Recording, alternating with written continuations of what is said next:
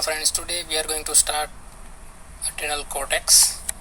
It is very important in exam as well as in viva, and is also important in pharmacology to understand the effect, how the glucocorticoids or the steroid hormone or steroid drugs will be used, what are the mechanism of action of the steroid drugs. So listen it carefully. So let's get started. Morphology of the adrenal gland. So you guys familiar with this figure? The outer portion is known as the adrenal cortex and inner portion is known as medulla. Now we just focused our discussion to the outer region, the cortex. If you magnify it, a small portion of adrenal cortex, it will be look like this. The most outer side is the capsule, then there are three zones, and most inner side is the medulla. So as you guys already see that adrenal cortex is basically divided into three zones, and the most outer zone is known as the zona glomerulosa. Inner zone is known as the zona fasciculata, and the most inner one is known as zona reticularis. So to remember it, there is one mnemonic known as GFR. G stands for glomerulosa, F stands for fasciculata, and R stands for reticularis. Now as far as the percentage concerned, the entire adrenal cortex will cover about 72% of the adrenal gland. Out of this 72%, the zona glomerulosa will represent 50% of the adrenal gland. Zona fasciculata will represent the 50% of the adrenal gland, and the zona reticularis represent the smaller portion, this 7% of the adrenal gland. And as far as the medulla is concerned, it basically comprises about 28% of the adrenal gland. It is not important. The percentage is not that much of important. Just remember that the entire cortex is more or less 70% cover the entire adrenal gland, and the medulla comprises about 30% of the adrenal gland. Now let's see the hormones secreted by the adrenal cortex. Now from top to bottom, the zona glomerulosa, as the name suggests, has something related with the glomerulus. So basically it make mineralocorticoids, and the secretion of the mineralocorticoid is controlled by two major factors. One is the angiotensin 2 and the another one is the concentration of the potassium. Right? And zona fasciculata, it mostly secrete glucocorticoids and small portion the adrenal androgen, and the secretion of the zona fasciculata is controlled by chiefly ACTH. Now remaining one is the zona reticularis. As far as the zona reticularis is concerned, most of the time zona reticularis will secrete androgens and the smaller portion of the glucocorticoid as well. And the secretion of the zona reticularis is also controlled by ACTH.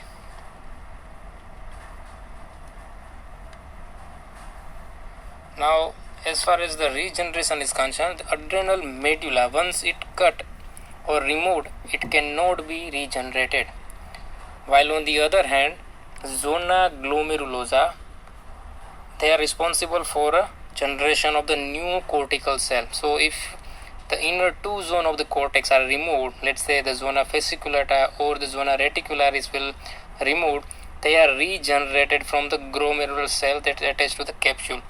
So this glomerulosa, the cell of the glomerulosa, has a regenerating capability. If this fasciculata or reticularis will be removed or anyhow it will destroy, then zona reticulata function as a regenerating cell, and that new generating cell, a regenerating cell, will be approached to the appropriate location and do the function according to where the cell are located. If the cell of the zona fasciculata is removed, then it is function as a zona fasciculata. If the cell reach to the reticularis region, then it function as a zona reticularis. But the regenerating cell will be actually present over the zona glomerulosa, the cell that is attached to the capsule of the adrenal gland. Right, now the hormone that are secreted by the adrenal cortex. What are the mineralocorticoids? So basically the most important mineralocorticoids is the aldosterone. The important glucocorticoids, most of the time it is cortisol. And as far as the adrenal androgen is concerned, it is basically dihydroepiandrosterone and androstenedione. These are the two adrenal androgen. Now there is one thing that you need to understand, that the fetal adrenal cortex is a little bit of larger than the adult adrenal cortex. Got it?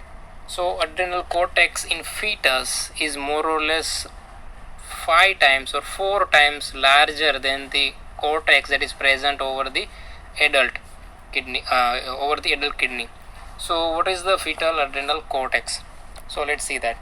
Now during the fetal life, the adrenal gland is very large, and whatever the adrenal gland is present at adult, it is represent only 20% of the total gland that is present in the fetal cortex. So remaining that regress, the remaining 80% is known as a fetal adrenal cortex. And this fetal adrenal cortex, the 80% will undergo degeneration at the time of the birth. Now you might be thinking that this fetal adrenal cortex that represent 80% and they are going to degenerate, then why they are present at the fetal level? So the answer is that major function of this adrenal cortex is the synthesis of the androgen. That androgen will somehow approach to the placenta, and inside the placenta that androgen will eventually converted into the estrogen. That particular thing, fetoplacental unit, we are going to discuss in detail once we approach to the placenta in reproductive function. So right now just believe me that fetal adrenal cortex will make more amount of the androgen. That androgen will eventually end up in the placenta, and inside the placenta they make a estrogen. That estrogen will helpful in the pregnancy. But now before we understand the synthesis of a steroid hormone, see, the synthesis of the steroid hormone is a very tricky one if you read from the book. So in order to understand, let's take an example. You guys familiar with the company known as a Maruti Suzuki, right? Maruti Suzuki is a company that make a car. So same company will make a Alto, same company will make a Swift, and this same Maruti Suzuki company will make a CS. Got it? How the one company make 3 different type of cars? Let's see. Maruti Suzuki, see, these 3 cars are supposed to make from a raw material, right? So let's believe that the raw material that are used to make these 3 different type of cars are the same. Got it? Whatever the steel, whatever the iron, whatever the tire they are going to use, obviously they are different in these 3 segment.